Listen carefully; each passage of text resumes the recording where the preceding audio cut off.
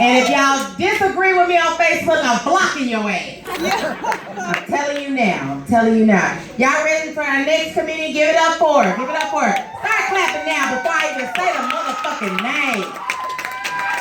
This next comedian, I've seen her like several times. The first night I met her, I gave her a dress. The dress I was wearing, actually. I took it off and handed it to her. I had some shit on up under there. Y'all don't get scared. It's okay. But she is funny as fuck, and I'm glad to have her on the show. Y'all give it up for Miss Angela T.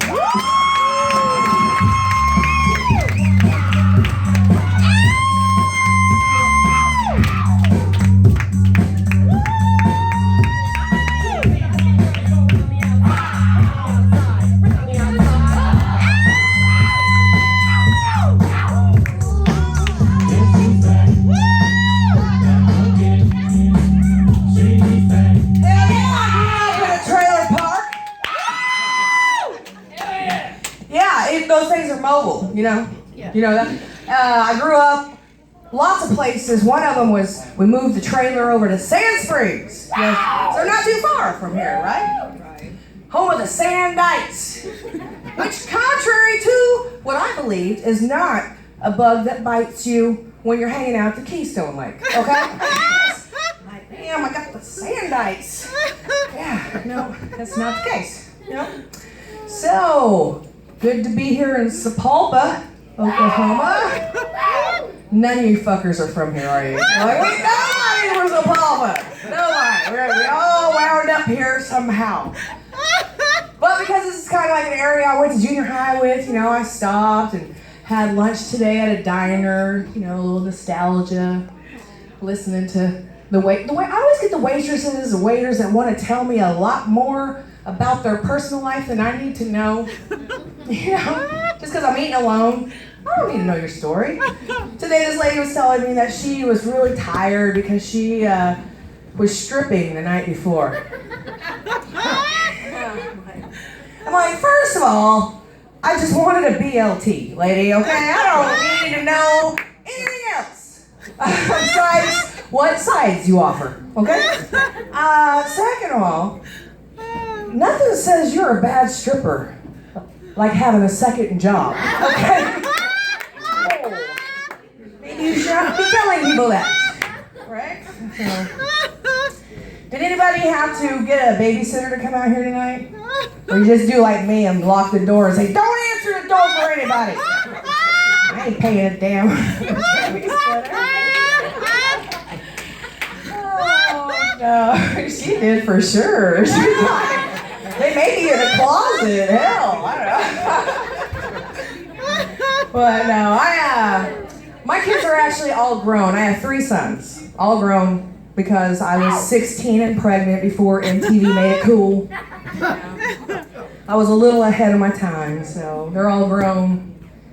But I will tell you, even when they move out, it doesn't change. It does not. The only thing changes is you can't do anything to them. You know, so it kind of makes it worse. Basically, once they hit puberty, and I can tell you what the sign is. Here's the sign I knew when my children were hitting puberty. Mom went from 1 syllable to 2. Mom. Mom. All right. Well, basically, from 12 years old and today, my oldest son is 26, and I have twins that are 20. Yeah, and this is exactly what it is like to parent those kids. Hey, fella, where are you going? Walking down this road? I walked down this road yesterday. It leads to a cliff. You're gonna fall off. No, I'm serious. Turn around. I've been down this road yesterday. You're gonna fall. You're gonna fall. I told you so. That's based in a nutshell. That's how we raise these kids. It's frustrating. I am kind of sentimental though. I actually cried every time one of my children turned 18. Yeah, because I was going to miss out on that earned income tax credit.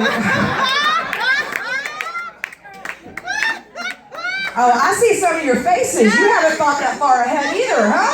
Yeah, you're like, oh shit. Oh, damn, yeah. Sad. The other really nice thing When your kids turn 18, you're no longer legally responsible for them. So that's nice. Because I'm about to tell you guys a little story. Because, you know, I feel like we're intimate here in Sapulpa, Oklahoma, right? You know, I feel like forever I'm going to tell the story about that one time in Sapulpa, Oklahoma, where I told everybody about the time I went to jail. All right, confession time. Here we go. I have a son who's kind of going through a hard time and skipping a lot of school. Well, apparently, you can be legally responsible for your kids making it to school. And sometimes the little son's bitches will take the mail out of the mailbox so that you don't know that they're missing school, right? Real smart. So, this is what happened to me, and then I get a notification that he didn't get that I have a warrant for my arrest. Yes! Me! A warrant for my arrest, yes. So, in the most bubbly white person fashion ever, I call the jail and I'm like, hi! I have this piece of paper that says there's a warrant for my arrest. What should I do? And they said, well, all you have to do is bring a $100 bond down and we'll give you a new court date. Okay, so in my mind, this is the exchange. Hi! Here's $100. Thanks for my court date. See ya! Has anyone here ever been to jail? That's not how it works. That's not how, you know, it's not how it works. This is my experience at Tulsa County Jail. Okay, I go in, here's $100. Here's the court date. No, ma'am, you're gonna have to wait. We have to book you. What's that mean? I gotta sign something? No, ma'am, we have to book you into jail. Oh, okay, well, like I'm really super positive and happy and energetic and annoying, okay? This is me all the time, all right? So I'm like, well, this will be kind of fun. Oh my God, I'm like gonna go into the jail. Fuck yeah, I'm gonna be a badass. Street cred. Here I come. So, the sheriff comes out, and he is not smiling in the least. He is not happy about my bubbly nature, going into the jail, going to have a story. No. So I'm like, okay. He puts handcuffs on me. And I'm like, okay, this shit's getting serious. But then I'm still like, okay, we're gonna go and sit down at his computer and he's just gonna see that I have a little jerk for a kid and I'm not a murderer or drug dealer or anything bad. No, he didn't care. He didn't care. He said, ma'am, why are you here? Oh, I'm just here because my son was missing school and I didn't know him. Oh, God. His response was, that's no excuse for breaking the law. Okay, well, it's really getting serious now. Okay, so now I'm not even messing around. Like, I don't want to be in an orange jumpsuit. What do I gotta do? So I go in. Okay, here it is. I'm just going to pretend that none of you guys have ever been to the Tulsa County Jail, okay? So I'm going to explain to you. When you go into the jail, there's a man's side and a woman's side of seats that all face the same direction. You have a TV for the man's side and a sign that said, don't look over to the man's side. You can't look at them. They can't look at you. I don't know. They're afraid love is going to happen in jail. I'm not sure what they're afraid of. These guys are watching Maury Povich. Now, here's the other thing. In my mind, I thought, it's Wednesday at noon. That's probably when I should go into the jail and do this, just in case there's something that happens, because I was always told, you never go to jail on a Friday. Right? Could be a chance you ain't going to get out till Monday. So Wednesday at noon. So not a lot of people in there. But I see the guys, and I can hear their TVs, and it's playing Maury Povich. But I can't look all the way over, because at this point, I'm deathly afraid I'm just going to go straight into prison for the rest of my life. I don't even know what's happening anymore. It's not fun any longer. I look at the women's TV. No sound, but there's a PSA playing. So I'm trying to pretend like I can read lips. Maybe I can get a word every once in a while. There is a guy, probably a psychologist, sitting around with a group of women prisoners as they are telling stories to each other. And all of a sudden, the title of the show comes back on, and it says, How, I swear to you, how not to get raped in prison. And now I'm like, oh, this is real serious. I need to watch this. I'm going to learn how to read lips real quick. Okay, so I'm really paying attention to this. And they go to a scenario. And there's a prisoner on the bottom bunk, reading a book, minding her own business, and all of a sudden another woman plops down on the bunk, throws her a bag of Cheetos. And then the woman reading the book goes, no. So what I gathered from this show that I couldn't hear was, don't take the Cheetos. Whatever you do, don't accept the fucking Cheetos, okay? So at this point, they're calling my name. There's a desk behind me. They're yelling my name. And I run back there. I'm like, I'm so sorry. I didn't hear you guys, but you guys are playing this video I thought I should really pay attention to. And they're like, what is it? I'm like, how not to get raped in prison, because I'm not about getting raped in prison. And they start laughing. They didn't even know. I'm like, yeah. They go, do you want us to turn it up for you? And I go, would you? Please? So I go back over there. They turn it up. It loops back around, and it's in Spanish. I'm like, El no to the Cheeto? I don't know. So, but thank God I was able to get out.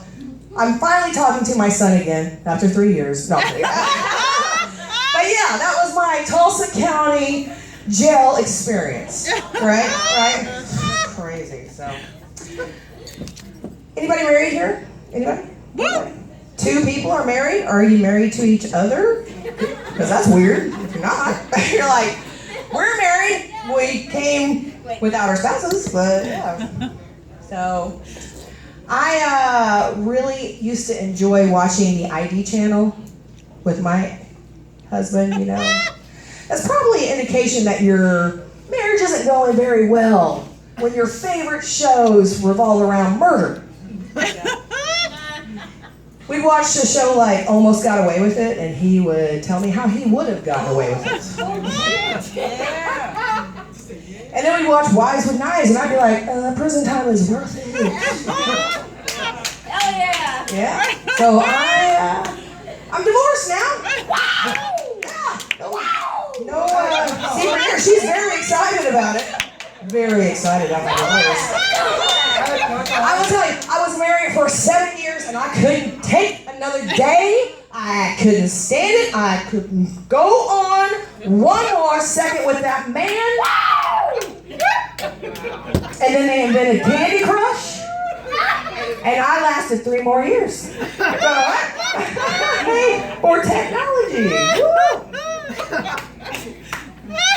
But I've been divorced for about 2 years, and dating in this day and age is very strange, very strange. You know, we used to have conversations with people, and now it's more turned into something like, what are you doing? Every 30 minutes, what are you doing? What are you doing?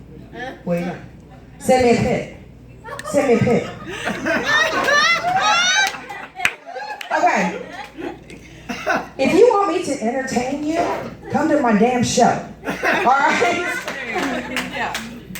It's a little crazy out there. It's very scary.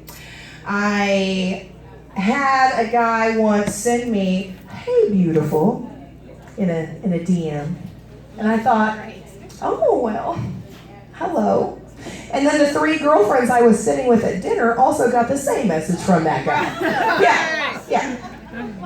If we could just, I thought, technology would be far enough in advance right now that we'd have like some kind of app that we could tag people, you know what I mean? Like some handsome guy walks in, ladies, and we kind of scan him, hit the app, and it tells us he owes child support to 3 different mamas. Like, oh, never mind. But, it's got to work both ways, though, because, woman walks in, beautiful woman, guys, you scan it, and be like, oh, that's the kind of chick's going to burn your shit when you break up. But, guys are like, worth it. Worth it. Oh, it's worth it.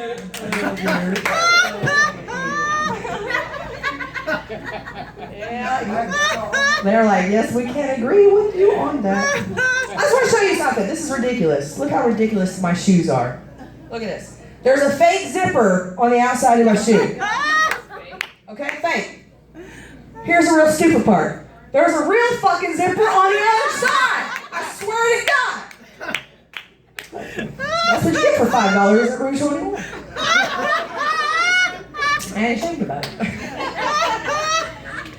Not ashamed. No. Okay. Well, let's see. I have been dating a guy recently. He's an older, rich guy. But honestly, yes, thank you, coming up. Honestly though, I'd date him if he were a younger, rich guy. It's okay, I would, yeah. Hey, his preferences. I once had a guy tell me that he only preferred women that could suck a golf ball through a garden hose. I'm like, all right, well, I like rich guys. But, okay, so I'm over 40, and I really appreciate the fact that I'm comfortable enough to talk about sex with my partner, you know? Let's find out what we like before we're in the situation, you know? It's a little awkward sometimes when you don't like things in the bedroom, and then they try those things, and you're like, hello. Yeah. So if you can talk about it beforehand, it really is helpful. I asked this guy one time, do you want to choke me? Oh, God. Yeah. And he said 3 words that really shocked me. He said, not in bed. Well, right. Okay. So, yeah. So what I decided to do is I thought, well, you know, I'm going to try. I really want, you know, I'm at the point right now in life I'm having that hot single sex, you know, not the married sex, not the, listen, Dateline's on in 6 minutes. Can we get this shit over with? Okay, I ain't missing it, Charlie. Brother, get over it. Yeah. So I'm at the hot single sex. I want to make my man squirm, and I want to know what makes my man squirm. So the not in bed guy, I decided I was going to, do something a little kinky, something I'd try before I thought I'd tie him up. You know, like take control. So I tied him up. He was naked, looking like a sexy ex. Blindfolded him. And then I told him the 3 words he didn't want to hear. Hello, Facebook Live. I will tell you it worked because he was squirming. Oh, he was squirming. So you cannot say, I don't know how to make a man squirm. It was great. I used to send him naked selfies. You guys do that? No. You shouldn't. Lying bitches.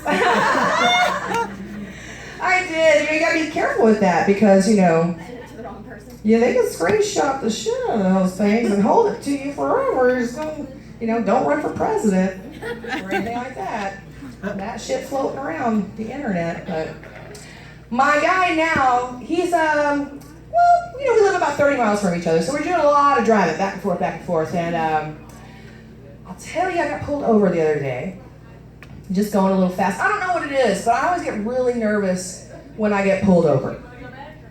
I always act like, I don't know, maybe someone stuck a dead body in my trunk. It doesn't make any sense. I get it. I'm white. I don't know why I'm nervous, but I get pulled over, the cop comes up, he's like, ma'am, can I have your license and insurance and registration, which is a new thing we have to have apparently. And I've actually got my insurance verification on my phone. You guys got a picture of yours so you don't have to have it in the glove box? Just me? Well, I'm fucking technology advanced over here, shit! Here's a trick, you can put it on your phone. Anyway, so the cop comes up, asks for my information, I'm scrolling through my phone, and all of a sudden, I come across the naked selfies. Yeah, all 800 or 900 of them, right? Oh my gosh, officer, I'm so sorry. Officer, I apologize. I'm sorry. You know what happens when there's a cop over your shoulder looking at your naked selfies? Oh, no. You get out of a fucking ticket. That's what happens. I'm sorry. I'm AngelaTorchys08. Thank you guys very much. All niggas ain't one. All got free credit. ball. All them niggas out lit. Pull it up in the family. Pull it off with a dance. Got a pop full of money. Kinda hard to keep my pants off.